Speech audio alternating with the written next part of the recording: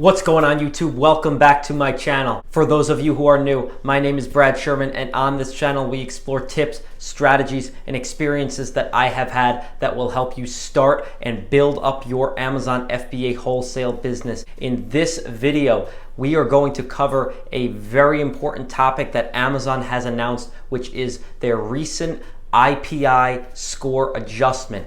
Amazon has raised the Inventory Performance Index score standard from 400 to 500 as of this month, July 2020. We are going to cover what is an IPI score, why has Amazon made this change, and how can you make adjustments in your business to improve your IPI score. Before we get into it, I am very excited to announce the free phone call giveaway winner. And since we have exceeded 100 subscribers, I am now giving away 2 free phone calls, and I have randomly elected 2 subscribers to receive this, which I am going to announce at the end of this video. So stay tuned until the end of this video in order to see if you have received this free phone call. Without further ado, let's jump right into it. So going back in January of this year, Amazon raised their IPI score threshold to 400. They have since, in this month, July of 2020, raised the minimum threshold for storage limitation capacity to 500. Let's back up for a second. What is an IPI score? IPI stands for Inventory Performance Index, and this score is determined by 4 key components through your seller account. Number 1 is your excess inventory. Number 2 is your FBA sell-through rate. Number 3 is your stranded inventory percentage. And number 4 is your FBA in-stock rate. So what do all of these components mean? How are they affecting you now? How are they affecting your inventory? And how can you manipulate and change them in order to improve your IPI score? Amazon recently released an email to all of their sellers stating the following: "We are working to manage inventory performance to ensure all products have space available during peak. To enable this, we are changing the IPI minimum threshold requirement to 500. Sellers below 500 will be subject to limits effective August 16th, 2020 through the end of the year." Amazon then goes on to discuss their quantity limits as well as the free removal period that is beginning on July 14th of 2020. So what does all of this mean? The first thing that this means is that sellers whose IPI score is below 500 effective August 16th of 2020 will be receiving storage limits during Q4 for their inventory.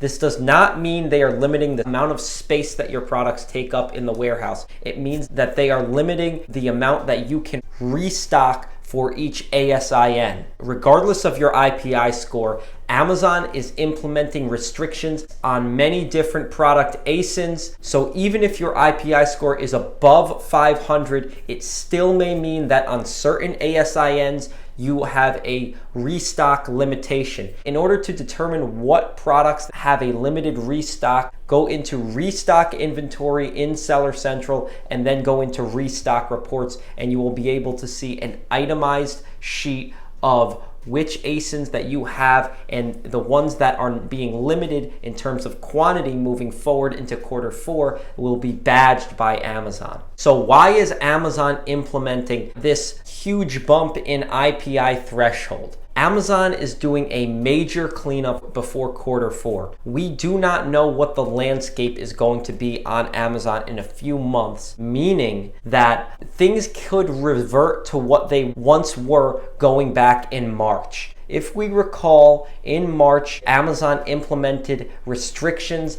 on non-essential inventory. Moving forward, because of the unprecedented landscape that we are experiencing in supply chain, retail, wholesale, across all industries, including online retail and logistics, we are seeing an extreme delay in shipments from Amazon. So if you guys are sending out inventory to Amazon's fulfillment center using their FBA service, it may be taking weeks or even months to check in your inventory depending on how large the shipment is. And what we are also seeing on the front end customer side, customers are waiting a very long time to receive their inventory because Amazon is extremely backed up right now. My prediction is that we are probably going to be seeing a lot more merchant fulfilled sellers winning the buy box moving forward because of Amazon's long shipping time to the customer. And back in March,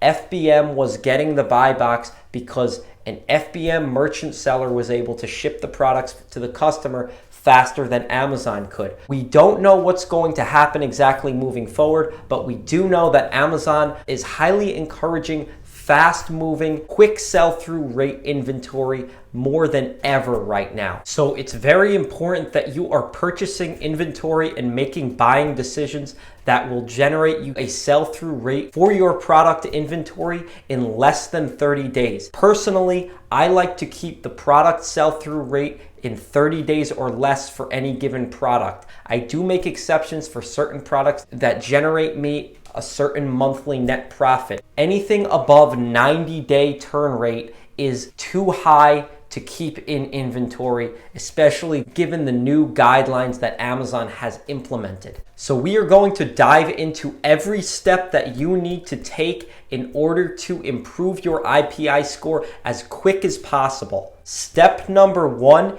is to reduce your excess inventory. So in Seller Central, you can go to inventory planning, and then go to the performance dashboard where you can see each of the 4 main criteria that dictates your IPI score.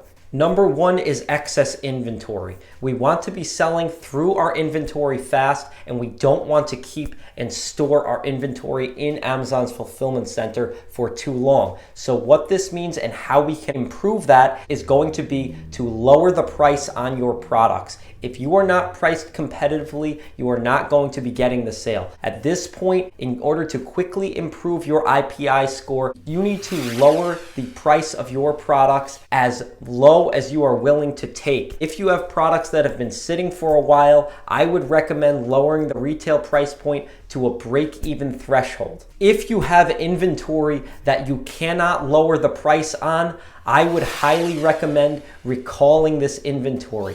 Beginning on July 14th of 2020, Amazon is waiving all removal fees for sellers who need to remove and recall their inventory that is in the warehouse. So now is the perfect time to remove excess inventory that has not sold in a while to help improve your IPI score. A very important thing to keep in mind is that with this free removal, any ASINs that you remove under this free removal period, which is indefinite, Amazon has not informed us when this free removal period is ending, any ASINs that you remove during this period of time for free removal will not be eligible to be sent back into FBA for a minimum of 90 days. Step number 2 that you can take to improve your IPI score is sell through your inventory, which goes hand in hand with reducing your excess inventory. Again, I'm going to go back to lower the price point and recall any inventory that has been sitting for quite some time. Step number 3 is fix your stranded inventory listings. If you've been selling on Amazon for any amount of time, you will understand that there are certain reasons that Amazon may make a listing stranded. This could be because you have a high pricing error, you are priced too high, and Amazon has created an inventory error on your specific listing, or maybe you deleted a listing and there's no inventory associated with that listing. So go through your stranded inventory and make sure that you do not have too many stranded units, and make sure you are managing these ASINs that are in stranded inventory. If you need to, recall them. If you can resolve the issue and make them available for sale again to the customers, do so. Step number 4 to improve your IPI score is to improve your FBA in-stock rate. This means make sure you guys are stocked on your products that are fast movers and are profitable for your business. Make sure you are managing your supply chain as best as you can in order to keep high selling products in your inventory in stock. To conclude this video, I do want to touch on the bigger picture of all of this. What we are seeing right now with selling on Amazon is a major change that is taking place during these unprecedented times. Fulfillment by Amazon is getting very backed up, and it is taking, as I stated earlier, an extremely long time to check inventory into Amazon's fulfillment centers. While you should keep sending in inventory to FBA, be mindful of the changes that are taking place. Be mindful of the long check-in times. Plan with your suppliers and coordinate appropriately so that you are able to keep your fast-selling products in stock and you are selling through your products that have taken a bit of time to move. As Amazon sellers, as business owners, we need to be able to adapt to change. Amazon is changing every day. New rules come out, new guidelines come out that may impact you as a seller. So be prepared for changes. If you have not started selling on Amazon, and if you are currently selling on Amazon, make the changes in your business so that you can be successful in e-commerce and selling on Amazon. As promised, I will be announcing the free phone call at this time. The two winners of my free phone call are Spoon Feeding Profit and Caleb Haymond Hall. For the 2 subscribers that have received this phone call, shoot me an email, bradsherman@amazonfbagrowth.com. I will provide this email in the description of this video. In order to connect with me, I will be giving out more free phone calls in the future. I really enjoy engaging with the audience and providing valuable content for you guys. For all of my other subscribers, a huge thanks to you. I really appreciate the support. If you guys enjoyed this video, smash that like button, hit that subscribe button and notification bell if you want to stay up to date on all of the wholesale content that I will be putting out. Thank you guys so much. Stay safe, stay healthy, and we'll see you next time.